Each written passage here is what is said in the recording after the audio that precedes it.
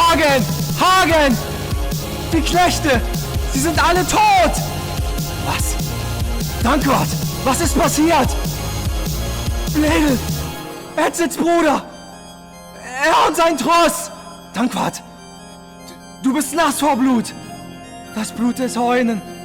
Bledel ist tot! Dankwart! Bleib bei der Tür! Hörst du? Lass niemanden raus und niemanden rein! Recken von Burgund! Es ist soweit! Grimelt! Komm und hol mich!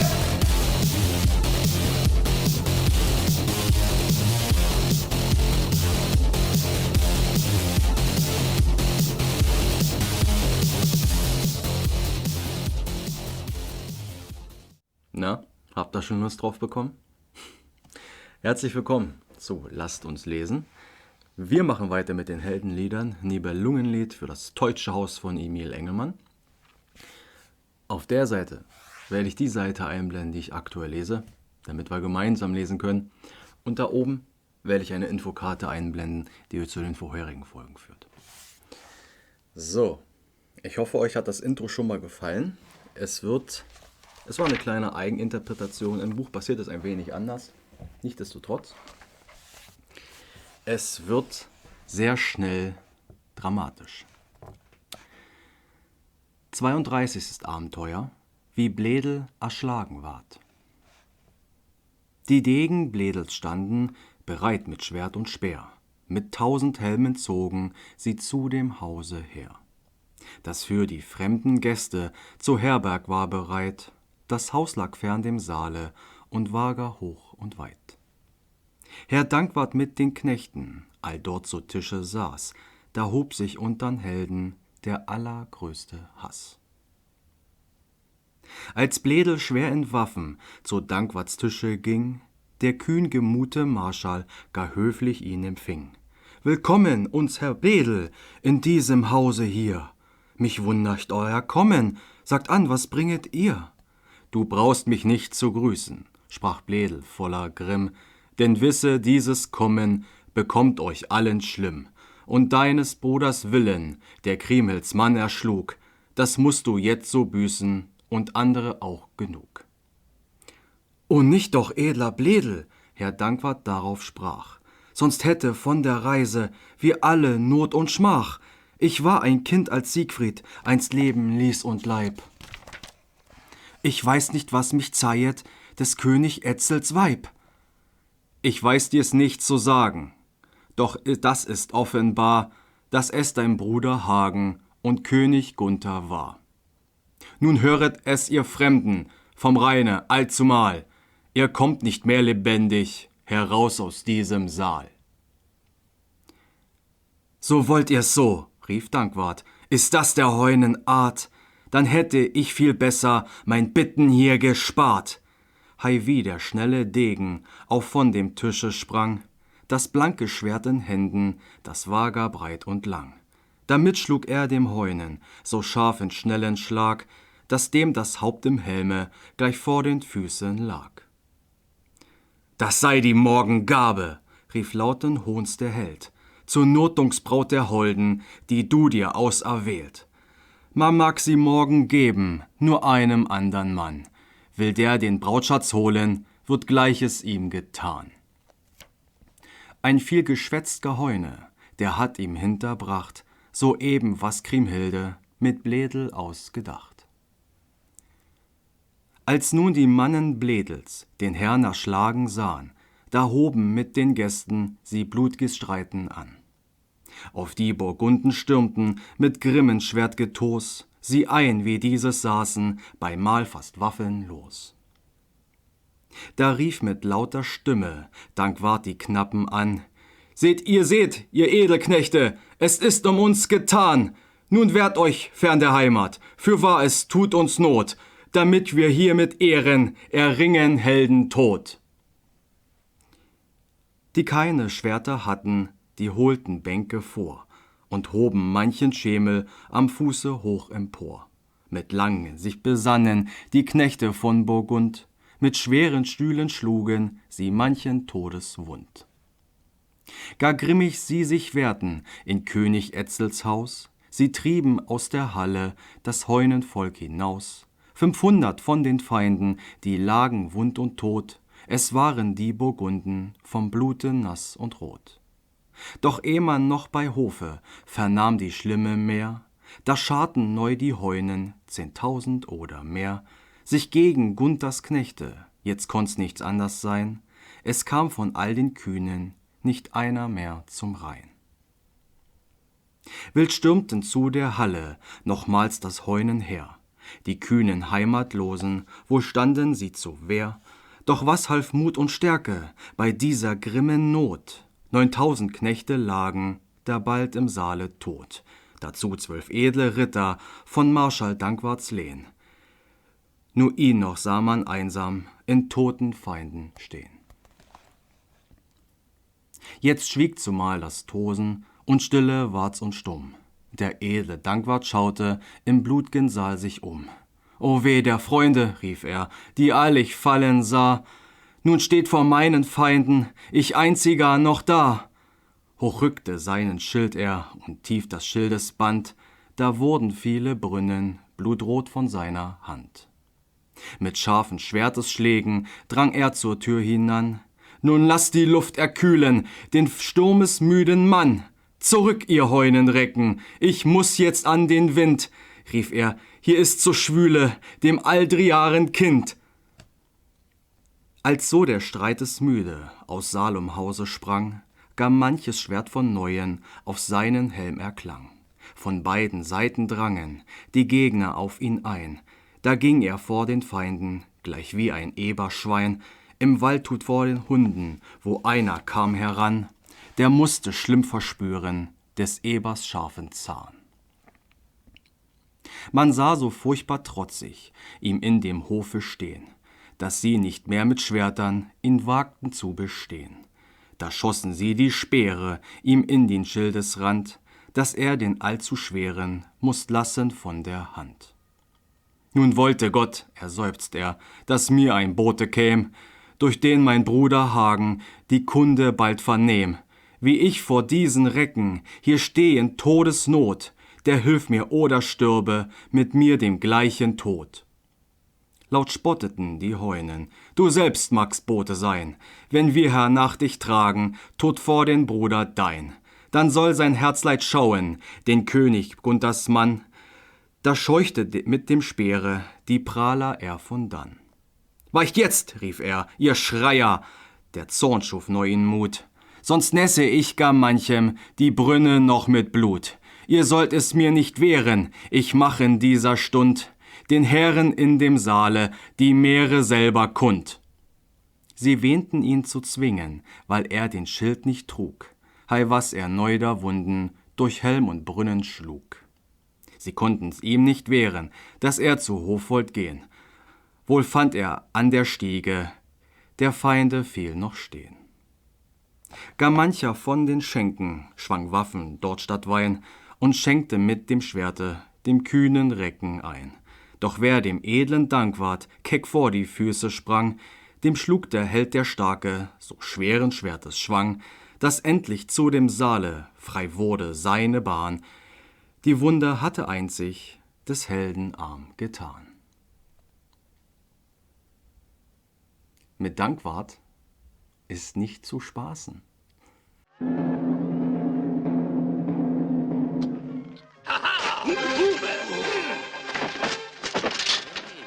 Haltet ihn! Der Tipp ist vergiftet! Ja, ihr habt verkehrt! Wir haben doch jetzt Linksverkehr!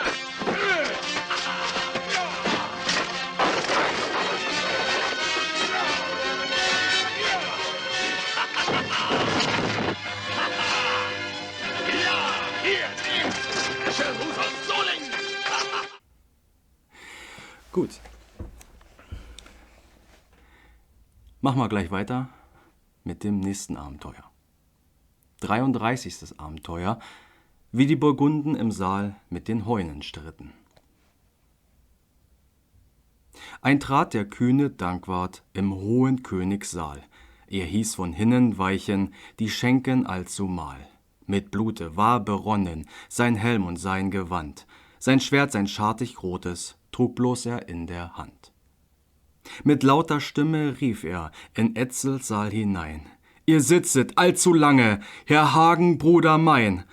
Euch und dem Gott vom Himmel klag ich die bittre Not. Im Hause droben liegen die Knechte alle tot. Wer tat das? Rief der Hagen. O Bruder, sagt mir's schnell. Das tat der Degen Bledel, der schurkische Gesell.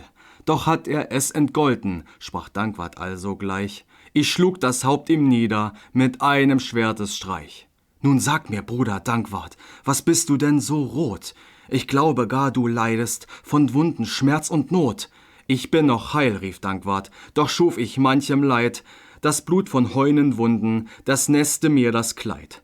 Es liegen viel erschlagen von meiner Hand im Saal. Wenn ich drauf schwören müsste, ich wüsste nicht die Zahl. So sollst du jetzt, rief Hagen, der Türe Hüter sein. Den Heunen keinen lasse, hinaus du noch herein. So red ich mit den Herren, so wie uns zwingt die Not. Durch ihr Schuld liegte droben das Ingesinde tot. Soll ich der Kämmerer werden, sprach der fehlkühne Mann. Hei, bei so stolzen Fürsten steht das mir herrlich an.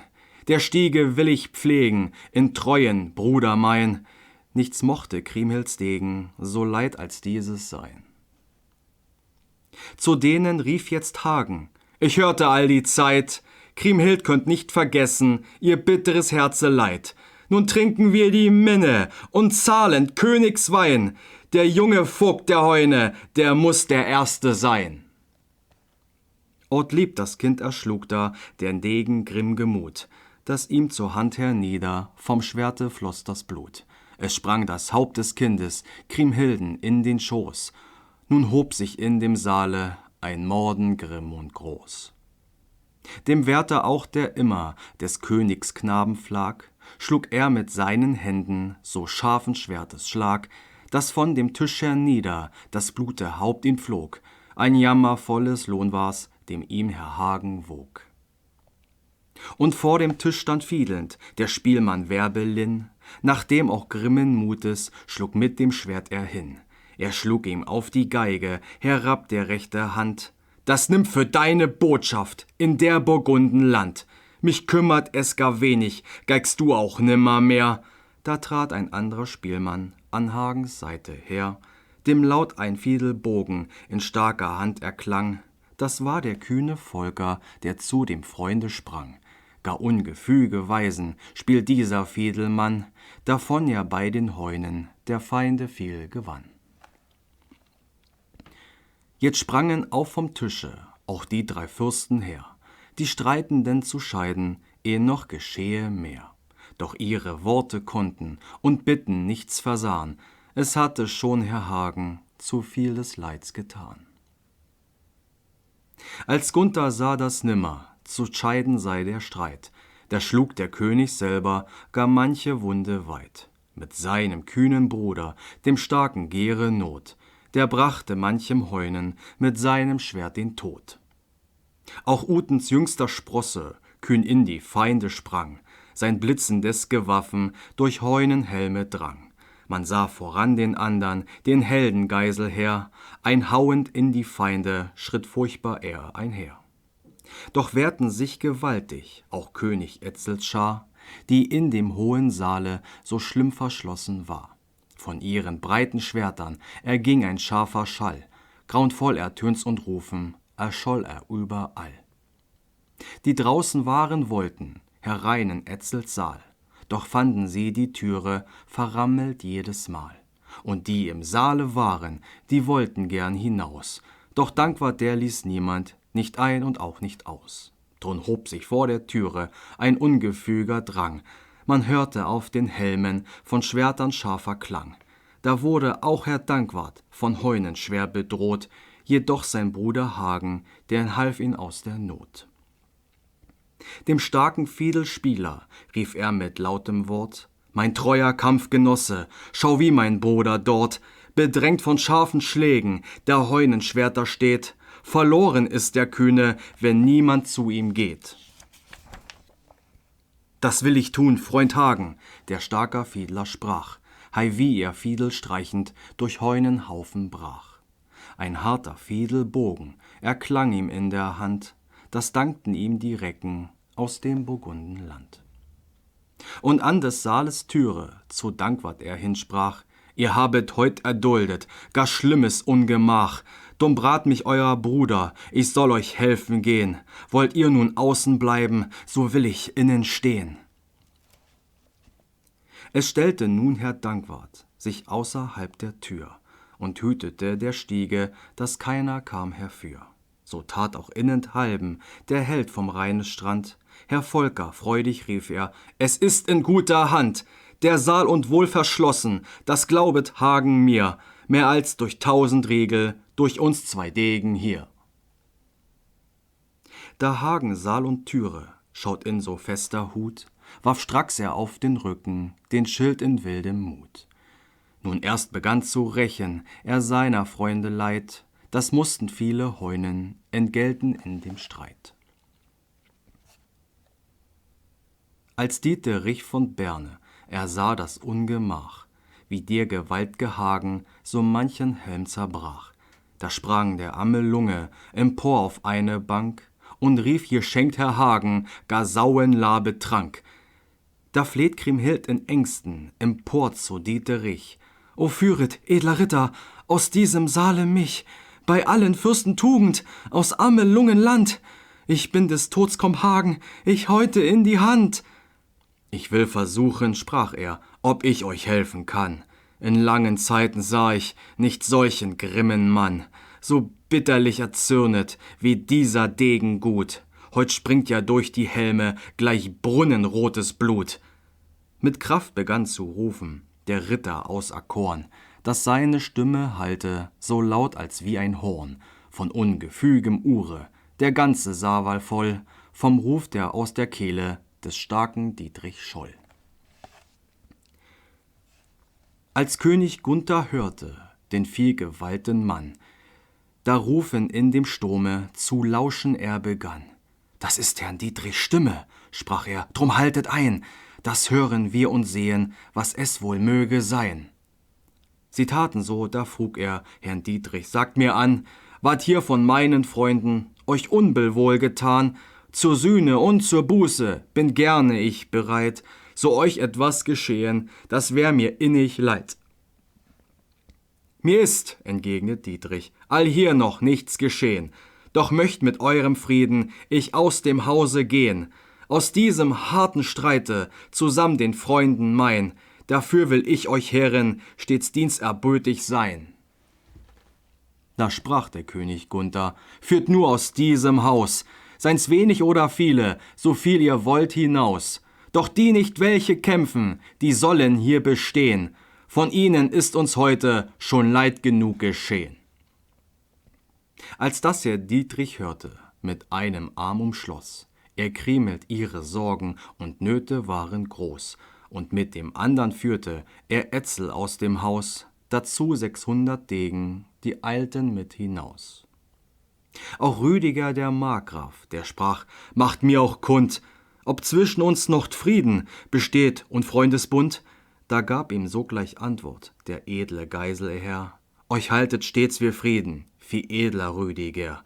Ihr könnt und angefochten mit eurem ganzen Lehn, wenn ihr aus diesem Saale fort wollt von dannen gehen. Da räumte auch der Markgraf den blut'gen Königssaal, 500 oder drüber, die folgten ihm zumal. Hinab der Saalestreppe, das war sein ganzer Bann, von den ich König Gunther noch Leids genug gewann. So waren die das wollten, entkommen aus dem Saal. Da hob sich drin aufs Neue ein wilder Schwerterschall. Die Gäste rächten blutig, der armen Knechte Leid. Hei was Herr Volker Helme zerbrach in Schwerterstreit. Der König Gunther wandte sich lauschend nach dem Schall. Vernimmst du auch, o Hagen, den hellen, scharfen Hall, wie Volker jedem fiedelt, der ihm zu nahe trat? Es ist ein roter Anstrich, den er am Bogen hat. Ich sah nie einen Fiedler, sprach Hagen, also stehen, wie heute von Herrn Volker so trefflich ist geschehen. sein Fiedelbogen schneidet in harten Stahl hinein, den Heunenrecken schauert es kalt durch Mark und Bein, wenn seine Weisen hallen auf Helm und Schildesrand. Ihr dürfet reich ihm lohnen mit Rossen und Gewand. Wie viel der starken Feinde auch waren in dem Saal, nicht einer blieb lebendig, der Heunen allzumal. Dann legten die Burgunden die Waffen erst beiseit. Im Saale ward es stille, so ging zu End der Streit. War das geil oder war das geil?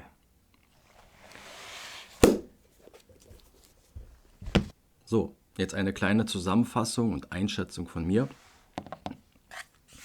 Nun, diese Geschichte, diese 2 Abenteuer könnte man als Prototypen der modernen Heldengeschichten sehen. Ja, Marvel zum Beispiel. Ja. Du hast einen Superhelden, einen Übermenschen und viele kleine drum ihn herum, die stark aussehen, aber dann von dem Helden einem nach dem anderen weggewischt werden. Ich ganz verstehen kann ich es aber ehrlich gesagt nicht. Ohne jetzt der Geschichte nahe zu treten, der Siegfried war so gesehen magisch geschützt, dass er sich durch eine Horde an Leute durchprügeln kann und durchschnetzeln kann. Das kann ich nachvollziehen. Warum es jetzt aber derselbe Fall bei Dankwart und bei den anderen ist, vor allem auch den König Gunther,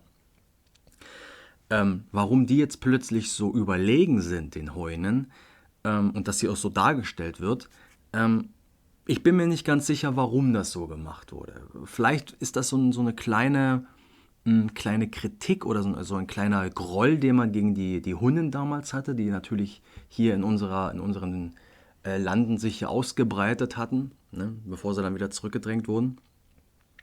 Ob das vielleicht so eine Art,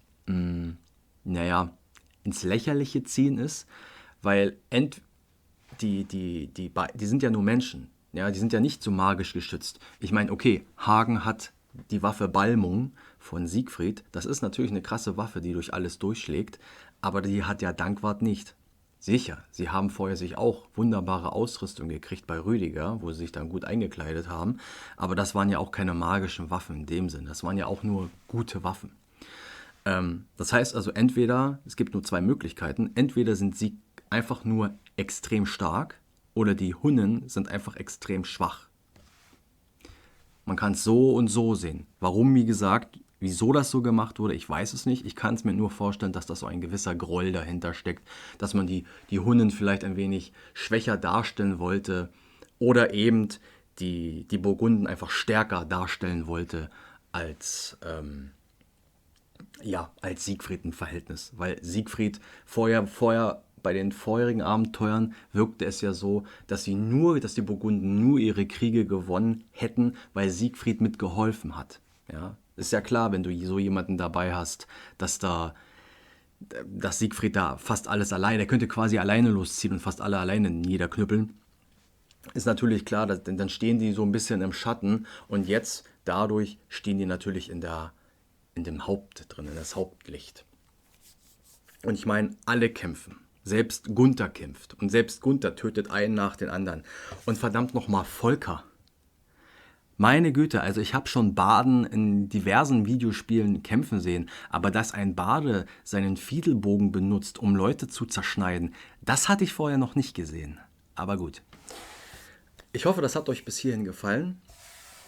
Und ich hoffe, ich kann das auch weitermachen wieder.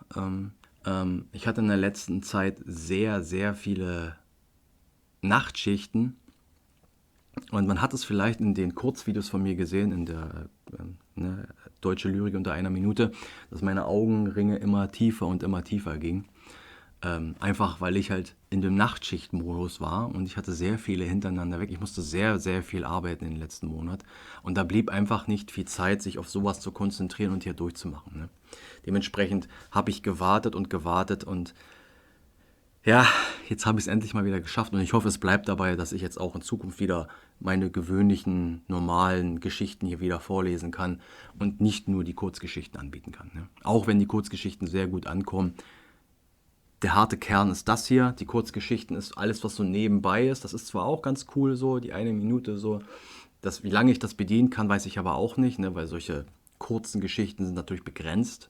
In diesem Buch hier sind viele Geschichten drin, viele Gedichte drin, aber die sind deutlich länger. Deutlich länger. Also die meisten davon sind alle über 1 Minute. Und dementsprechend geht natürlich da viel Verschleiß. Also ihr seht ja schon, ich habe das schon fast durch. Also viel ist da nicht mehr, was da noch drin ist. Deswegen, das hier ist das Kerngeschäft. Gut, dann wünsche ich euch schönen Abend, schönen Tag, schöne Nacht, je nachdem, wann ihr das jetzt anschaut. Und dann sieht man sich wieder bei der nächsten Folge. Bye. Korrekt, lasst uns lesen. Bis zum nächsten Mal. Macht's gut. Tschüssi.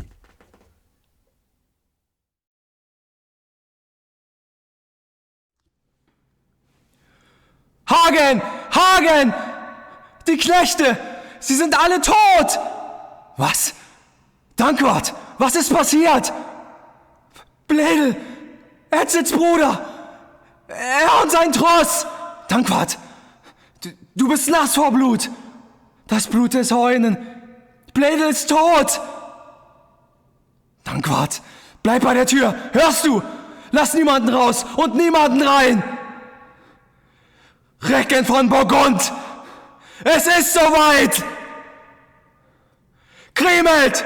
Komm und hol mich!